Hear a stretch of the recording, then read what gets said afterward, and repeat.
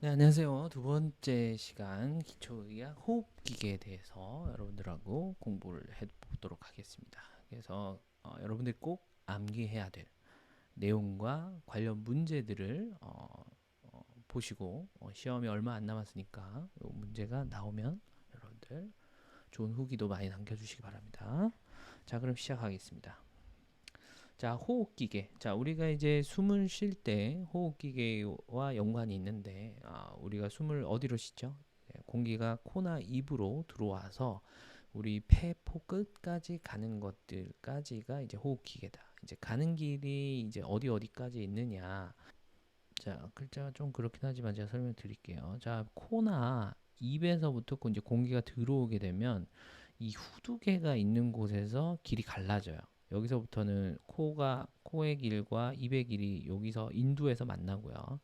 여기서 이제 갈라지게 되는 이 분기점이 이제 후두라는 게 있습니다. 뚜껑이 있는 것들이죠.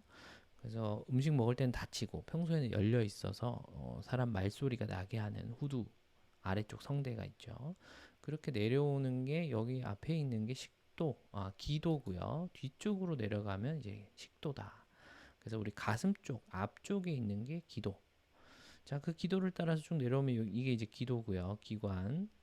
이 일자로 내려가는 게 기관. 한 번 갈라지면 기관지. 한 번 더 갈라지면 세기관지. 여기에 폐포가 있다. 그래서 입에서부터 이 폐포까지 이걸 전체가 호흡기계라고 하고요. 호흡기계 질환들은 크게 두 가지가 문제다. 첫 번째는 뭐냐? 이 폐 자체의 문제인 거죠. 폐가 이제 공기와 이산화탄소와 산소를 교환하는 실제로 혈관에 피에다가 산소를 넣어주는 역할을 하는 것이 이제 이 폐인데 폐 기능이 떨어졌다. 그 얘기는 이 교환을 잘 못하게 되는 게 문제가 되는 거죠. 자, 그리고 이제 나머지 하나의 문제는 이 지나가는 길인 기도죠. 이 기도가 좁아지는 게 문제다. 자, 산소, 이산화탄소가 들어오고 나가고를 해야 되는데 길이 좁아지면 많이 들어올 수 없고 많이 나갈 수 없기 때문에 숨이 차게 되는 이유 중에 하나가 될 수 있다라는 거죠. 그래서 폐포, 공기를 넣어주는 역할의 공장의 문제냐, 지나가는 길이 좁아지는 게 문제냐, 이 두 가지 문제가 호흡기계의 질환의 대부분을 차지하고 있습니다. 원리가 그렇다라는 거죠. 요거 있죠. 파란색이 지금 들어오고 나가고 하고 있죠. 그래서 여기에 파란색이 옥시젠이 이제 들어가고 파란색은 이산화탄소가 나오고 있는 그리고 이 캐필러리는 모세혈관이죠. 여기서 알갱이 같은 것들이 이제 적혈구예요. 그래서 이 적혈구가 산소 운반을 하는데 이 산소가 폐포에 이 전체가 이제 폐포죠. 산소를 이제 넣어주고 이산화탄소를 나오게 하는 요것이 산소 교환, 가스 교환 흔히 이렇게 얘기한다. 그래서 폐포가 이 일을 한다. 근데 나이가 들면 이런 폐포가 엄청 수만 개가 있는데 이런 것들이 기능이 떨어지면서 그 역할이 줄어들게 되면서 숨이 차게 되는 거다. 그래서 이렇게 산소, 이산화탄소 교환하는 실제 모습을 좀 보여드렸고요. 자, 이거는 뭐냐면 이게 이제 폐포인데 폐포의 바깥쪽에 이렇게 포도처럼 생겼어요. 이런 게 엄청 많이 달려 있다는 거고 포도 바깥에 이런 혈관들이 있다. 그래서 아까 이 혈관들에 산소를 넣어주고 이산화탄소를 받아오는데 이 안쪽에 뭔가 고이게 되겠죠. 어떠한 이유로. 그러면은 이쪽 고인 데는 산소 이산화탄소 교환이 안 되면서 이 폐포의 기능이 요거 하나가 100이라면은 얘네들 때문에 50도 교환을 못 하게 되면서 이제 숨이 차게 되는 거다. 이게 흔히 말하는 폐렴이라고 보시면 되겠다.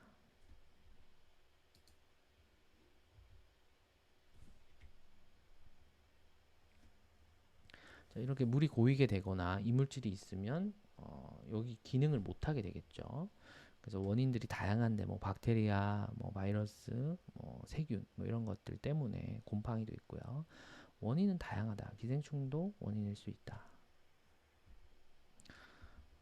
자, 그래서 요거는 방금 보여드린 건 이제 폐포의 문제고 지금 노랗게 보여드리는 것들 요건 이제 지나가는 길이죠. 기도. 기도에는 특이하게 이런 섬모라는 게 있어서 우리가 들여 마시는 공기 중에 유해한 물질들을 걸러내서 얘네들이 가래를 위로 올려주는 역할을 한다. 자, 그래서 요 페포를 모습을 보여주는 거고요. 그리고 섬모에서 점액들이 있는데 이 문제가 되는 물질들을 이렇게 잡아먹는 역할을 해준다라는 거죠. 그래서 우리 몸에 안 좋은 먼지나 균들을 지나가는 길에서 이렇게 잡아 해결을 해주는 역할을 한다. 근데 이제 나이가 들면 이런 역할들이 떨어지기 때문에 감염에 더 잘 걸리게 된다라는 거죠. 자, 그래서 아마 영상을 보시고 여러분들이 조금 더 이해가 수월했을 거다 생각하고요. 그러면 본격적으로 호흡기계의 나이가 들면 어떤 특징이 있는지 네 가지를 살펴보도록 하겠습니다.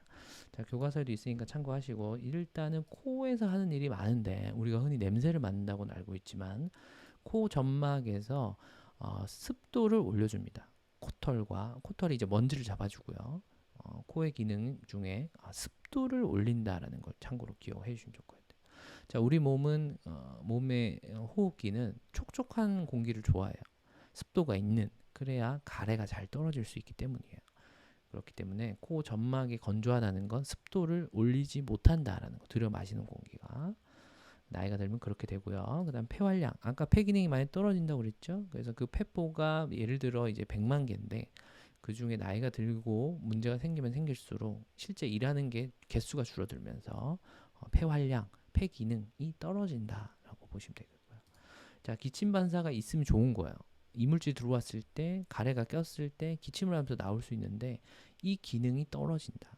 그러면 가래가 잘 안 나오게 된다. 섬모 운동도 마찬가지고요. 아까 보셨죠? 균을 잡아 먹어줘야 되는데 그 기능이 떨어진다. 자, 기관지 내 분비물, 쉽게 얘기하면 가래가 많아지기 때문에 지나가는 길이 좁아진다. 이렇게 네 가지는 나이가 들면 호흡기계에 이런 안 좋은 것들이 생긴다라고 보시면 되겠다. 자, 그러면 호흡기계 어떠한 질병들이 있는지. 자, 첫 번째는 독감. 자, 독감의 키워드는 38도 이상의 열. 독감의 다른 말은 뭐죠? 인플루엔자 뭐 이렇게 보죠. 그리고 매년 1년에 한 번 예방 접종을 한다. 나이에 상관없이. 특히나 면역력이 떨어진 분은 더 자주 해야 되는 것도 아니고 1년에 한 번. 그래서 독감하면은 38도 이상의 열 매년 1회 예방 접종 꼭 기억하시고요. 자, 그리고 두 번째 폐렴이죠. 자, 아까 영상에서 보여드렸다시피 폐 안쪽에 뭔가 세균, 곰팡이, 바이러스 때문에 생길 수 있는 염증, 그럼 폐 안에 이물질이 차게 되면서 산소, 이산화탄소 교환이 안 되게 되고 그 이물질들은 오래 있으면 이제 우리가 쓰레기를 버리면 썩게 되겠죠. 마찬가지다. 이제 썩으면서 폐렴이 되는 거다. 자, 그 폐렴의 종류가 많은데요. 그 중에 이제 여러분이 기억해야 될 건 흡인성 폐렴. 어르신들이 무언가 음식물을 먹다가 사례가 걸려서 그 음식물이 식도로 가야 되는데 기도로 가게 되면서 그 음식물이 폐포 어딘가에 자리 잡으면서 썩게 되는 거, 그것을 흡인성 폐렴이라고 한다. 그래서 여러분들 어르신들은 음식물을 먹일 때는 잘 삼킬 수 있는 음식, 사례가 잘 안 걸리는 음식을 드려야 된다. 특히나 잘 못 씹는 분들, 뇌졸중인 분들은 특히나 더 음식에 신경 써야 된다. 그래서 흡인성 폐렴이 뭐냐? 음식물이 기도로 넘어가서 생기는 것들, 폐렴의 많은 종류 중에 하나. 우리 책에 따로 언급이 되어 있으니까 꼭 기억을 해주시면 좋고요. 그리고 이 폐렴이 걸리거나 걸렸을 때는 뭐 어떻게 해야 되냐? 폐 기능이 떨어졌죠.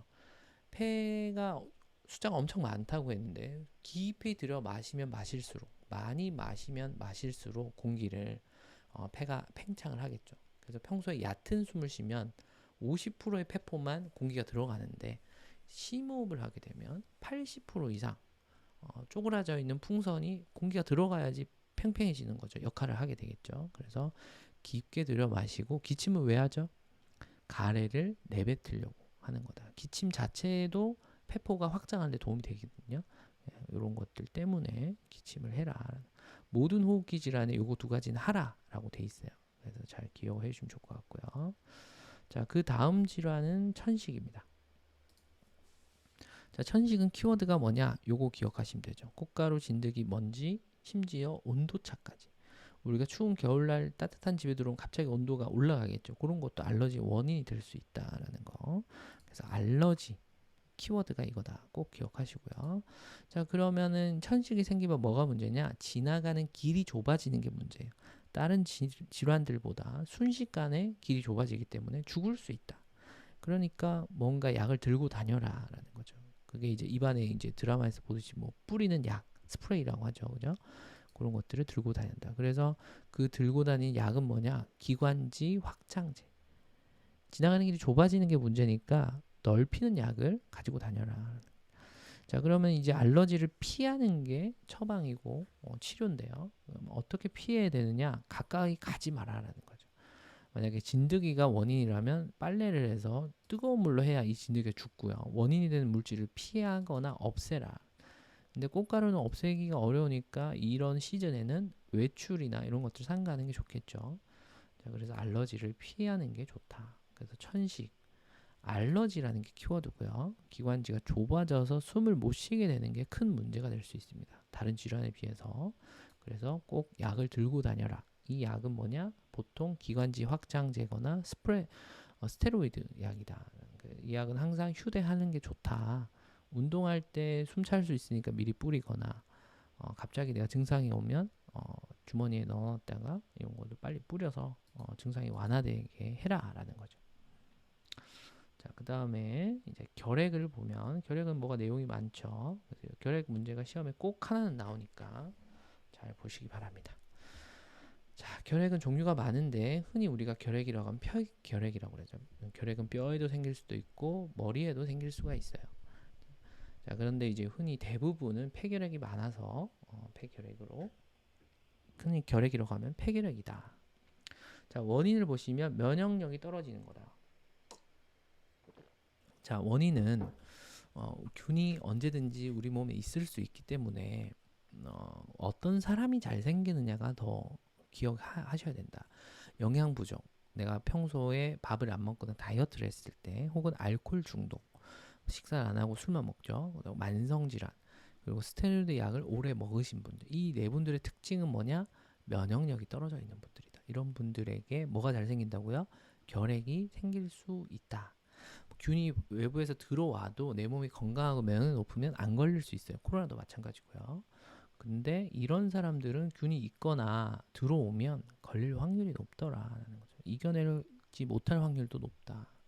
자, 그래서 증상은 뭐냐? 2주 이상의 기침이 날 수 있고요. 오후에 고열을 꼭 기억해 주세요. 여기에만 있는 특징이에요. 오후 3시, 5시만 되면 열이 나요. 그러다가 저녁에 알아서 떨어지는 이런 특징들이 시험에 자주 나오니까 기억하시고요. 그리고 치료가 어려운데 어려운 이유는 약 복용 때문이다. 왜? 약을 오랫동안 복용해야 돼요. 최소 6개월. 약의 숫자도 많아요. 5개에서 10개 정도의 항생제를 여러 개를 보통 항생제는 하나를 먹게 되는데 이 결핵균 같은 경우 내성 잘 안 죽어요. 그 내성이 높기 때문에 약을 먹는데 최소 6개월 항생제도 3, 4가지 이상 섞어서 먹는 이유는 내성이 없게 하려고 하는 거다 하는 거죠. 자, 그래서 부작용이 많다. 약을 많이 먹기 때문에 약 하나하나에 부작용이 다 있다. 뭐 손이 저리거나 뭐 소변이 빨갛게 나온다거나 이런 것들이 부작용이고요. 그리고 간 기능 검사를 왜 해야 되냐? 주기적으로. 약을 많이 먹기 때문에 간에 손상을 줄 수 있어서 확인하는 차원이고요. 객담 검사는 왜 하느냐? 폐결핵의 확진. 그리고 확진을 했으면 격리방으로 가겠죠. 그랬다가 이제 나올 때 다른 사람에게 전파가 되는지 안 되는지 확인하기 위해서도 다시 객담 검사를 한다. 이제 가래에서 결핵균이 안 나온다. 이러면 이제 격리방에서 나오게 된다. 자, 그리고 시험에 많이 나오는 게 기침 예절이죠. 이 결핵은 공기 중에 감염될 수 있어요. 침으로 감염되는 거긴 하지만 우리가 흔히 코로나랑 다른 이유가 있다고 그랬죠. 자, 비말과 공기 감염의 차이. 자, 여기 그림 보시면 자, 비말은 1, 2m. 그래서 우리가 2m 정도로 뛰어 앉아서 이렇게 하고 있죠. 1, 2m라고 되어 있고 에어로졸은 공기 전파. 무슨 얘기냐면 침은 무게가 있기 때문에 우리가 기침을 아무리 세게 해도 2m 이상 가지 않더라. 바닥에 이제 떨어진다라는 거죠. 그래서 거리를 2m 이상만 두면 전파될 확률이 떨어진다. 대신 공기 전파, 결핵이 공기 전파거든요. 얘는 침보다 가벼워요. 그래서 공기보다 가벼워서 떠다닌다. 그래서 숨만 쉬어도 공기를 들이마시면 내가 걸릴 수 있는 게 공기 감염이다. 그래서 전파력이 공기 감염이 더 방지하기가 어렵겠죠. 마스크를 써도 우리가 흔히 요즘 쓰는 마스크로는 제어가 안 돼요. 왜? 외부 공기가 우리 숨들을 마실 때 들어오게 되니까. 공기 감염의 대표적인 게 결핵이다라는 거 참고하시고, 대부분 우리가 알고 있는 비말 전염 코로나를 포함해서 이거는 침으로, 그래서 나오는 입구인 입을 막는 게 마스크고요. 병균이 들어오는 입구도 코와 입이거든요. 그래서 환자도 쓰는 게 좋고 멀쩡한 사람도 써서 나가는 걸 막고 들어오는 거를 이중으로 차단해서 우리가 감염을 예방하고 있는 거다. 자, 그래서 다시 돌아오면, 그래서 결핵 같은 경우에는 공기 감염에 해당되기 때문에 기침 예절 시에 비말 감염도 마찬가지지만 여러분들 얼굴에서 기침이 나오는 걸 막아줘야 된다. 뿌리기 전에 초반에 이제 막아주는 거죠, 입구에서. 그러면은 전파하는데 좀 뭐 방지할 수 있는 영향을 할 수 있다라는 거죠. 자, 그래서 결핵까지 살펴봤고요. 호흡기계의 특징, 그리고 질환이 한 대여섯 개 이상 있는데 그 중에 시험에 나오는 4개 위주로, 여러분 진드기 하면은 뭐가 떠올라야 되죠? 고개 들고, 그죠? 천식. 그다음에 뭔가 음식물이 기도로 넘어갔다 이러면 폐렴인데, 무슨 폐렴? 흡인성 폐렴. 매년 한 번의 예방접종을 맞고 8도 이상 열 나는 건 뭐죠? 독감. 그리고 약을 6개월 이상 먹어야 되고, 면역력이 떨어진 사람한테 잘 걸리는 질환은 결핵. 뭐 이런 식으로 여러분들이 맞춰주시면 된다. 자, 문제를 한번 볼게요. 자, 노화로 인한 호흡기계 변화로 옳은 것은, 나이가 들면서 호흡기계 뭐가 좋아지냐 안 좋아지냐. 자, 여러분들은 이런 문제가 나오면 호흡기계든 뭐 생식기계든 어디든 다 안 좋아져요, 노화가 되면. 그래서 안 좋아지는 게 맞는 거고 좋아지는 게 틀린 거다라는 거. 자, 넓어지면 좋은 거냐, 좁아지면 좋은 거냐, 올라가면 좋은 거냐, 내려가면 좋은 거냐, 이렇게 여러분들이 좋은 것은 틀린 거고 안 좋아지는 게 맞는 거다라는 개념을 알고 계시면 문제 맞출 때 도움이 된다. 자, 그러면 한번 볼까요? 폐활량 증가는 좋아지는 거죠? 아니다라는 거죠. 기침 반사가 증가한다는 건 좋아진 거예요. 반사가 있는 게 좋은 거라고 그랬어요. 기침이 나와야 될 때 나와야 되는데 그걸 안 나오게 되면 그게 더 문제고요. 폐포의 탄력성 증가. 뭔가 탄력성은 늘어나고 줄어드는 건데 이게 증가했던 거는 좋아지는 거다라는 거죠. 섬모 운동의 감소. 이거는 섬모 운동이 많아져야지 균을 잘 잡아주는데 안 움직인다. 균을 못 잡는다는 거니까 요건 나빠지는 거. 기관진의 분비물 감소. 가래가 감소했다는 건 좋아지는 거죠. 그래서 맞는 것은, 옳은 것은 섬모 운동 감소. 안 좋아지는 게 4번. 나머지는 다 좋아진다는 표현이다. 자, 그 다음 색색거리는 호흡은 알레르기성 비염이 있는 질환은, 알레르기성 비염, 알러지라는 키워드 제가 설명드렸죠. 그럼 정답 뭐죠? 천식으로 가면 된다. 색색거리는 건 왜 그러냐? 공기가 지나가는데 지나가는 길이 좁아지면 삐 하는 고음이 나는 거야. 그것을 색색거리는 호흡 혹은 천명음이라고 그러거든요. 그래서 이런 것들은 지나가는 길이 좁아졌을 때 나는 소리다. 청진기로. 자, 폐렴의 특징은 뭐라고 했죠? 흡인성 폐렴. 음식물이 기도내로 들어간 거. 만성기관지염은 우리 다루진 않았지만 뭐 담배라든지 흡연, 그 다음에 그런 기관지 흡연이 제일 큰 원인이다라는 거. 기관지는 일자로 내려가는 기관, 갈라지는 게 기관지라 그랬죠. 그래서 요 갈라지는 곳에 염증이 만성적으로 죽을 때까지 있는 거다. 그 다음에 결핵은 아까 약을 오래 먹고 공기로 전파되고 그리고 약을 오래 먹고 부작용도 많고 약도 오래 먹어야 돼서 중간에 이탈환율이 높다. 뭐 이런 거 참고하시면 되고요. 자, 폐암은 여기 없지만 뭐 폐에 암이 생긴 거고, 이것도 담배, 뭐 기타 등등의 원인이다. 참고하시면 될 것 같아요. 자, 마지막 문제. 폐결핵의 증상. 만성 바이러스성 만성질환. 바이러스는 맞는데 만성은 아니다. 완전히 나올 때까지 격리. 중간에 가래 검사를 한다고 그랬죠. 그래서 가래 검사, 약 먹고 가래 검사를 했는데 이제 가래에서 균이 안 나온다 이러면은 격리실에서 나오게 되죠. 그리고 약물 투여로 위장장애, 피부 발진 부작용이 날 수 있다. 그래서 3번이 답이다. 그래서 여러 가지 부작용 중에 위장, 속이 안 좋다거나 피부에 뭐가 나거나 색깔이 변하거나 이런 것들이 생길 수 있어요. 오전이 아니라 오후에 열난다라고 했죠. 증상이 사라지면 약 복용을 계속해야 돼요. 최소 몇 개월? 6개월이다. 그래서 그래서 왜 이렇게 오래 항생제를 많이 먹냐? 내성 때문이다. 이것도 시험에 많이 나왔어요.